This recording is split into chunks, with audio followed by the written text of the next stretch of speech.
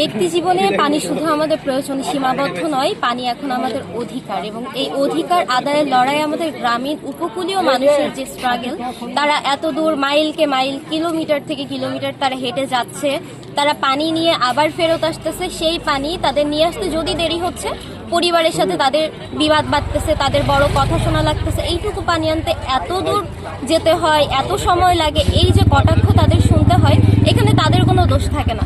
তবুও তাদের এই কথাগুলো সারা জীবন সঙ্গী করে নিয়ে চলতে হচ্ছে শুধুমাত্র খাবার পানির জন্য। এই সুপেয় পানির অধিকার নিশ্চিত করাই আমাদের সবচেয়ে বড় লক্ষ্য এবং এই ম্যারাথনের উদ্দেশ্য।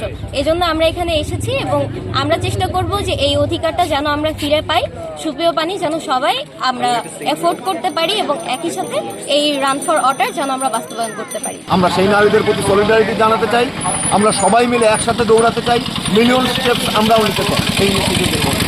এবং আমরা বলতে চাই যে নারীরা সারা জীবন যে দৌড় বা যে হাঁটা, যে পদক্ষেপ ফেললো পানির সংকটের জন্য, তাদের এই কষ্টটুকু, তাদের এই অনুভূতিটুকু আমরা সবাই মিলে ফিল করতে চাই।